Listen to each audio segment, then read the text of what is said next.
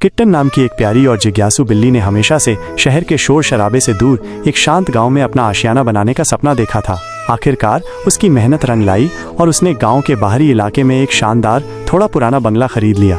बंगले के चारों ओर हरे भरे पेड़ थे और एक छोटा सा बगीचा भी था, बिल्कुल वैसा जैसा उसने सोचा था। लेकिन किट्टन को ये नहीं पता था कि जिस बंगले को उसने इतने चाव से खरीदा है वो गाँव में भूतिया बंगला के नाम से बदनाम है। पहली रात जब चांद बादलों से झांक रहा था और बंगले में अजीब सी खामोशी छाई हुई थी, किट्टन को कुछ अजीबोगरीब आवाज़ें सुनाई दी। दरवाजे अपने आप खुल रहे थे, कुर्सियां हिल रही थीं और ठंडी हवा का एक झोंका कमरे में घूम रहा था, जबकि खिड़कियां बंद थीं।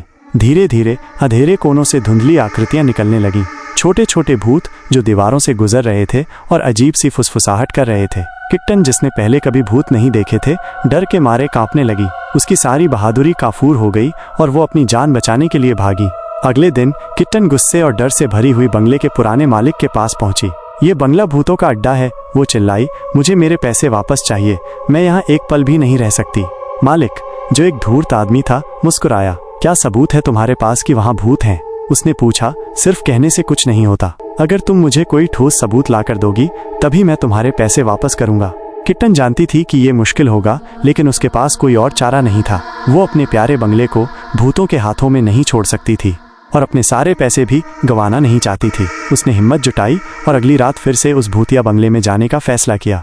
इस बार किट्टन अकेली नहीं थी, वो अपने साथ एक छोटा सा कैमरा लेकर गई थी। रात भर उसने डर और सावधानी के साथ बंगले के हर कोने की तलाशी ली। अजीबोगरीब आवाजें फिर से सुनाई दी, चीजें अपने आप हिलने लगीं और वो धुंधली आकृतियां भी दिखाई दी। किट्टन ने डरते डरते उन सभी दृश्यों को अपने कैमरे में कैद कर लिया। अगली सुबह किट्टन फुटेज लेकर बंगले के मालिक के पास पहुंची। जब मालिक ने वीडियो में भूतों को अपनी आंखों से देखा तो उसके चेहरे का रंग उड़ गया। उसके पास किट्टन को उसके पैसे वापस करने के अलावा कोई और विकल्प नहीं बचा था।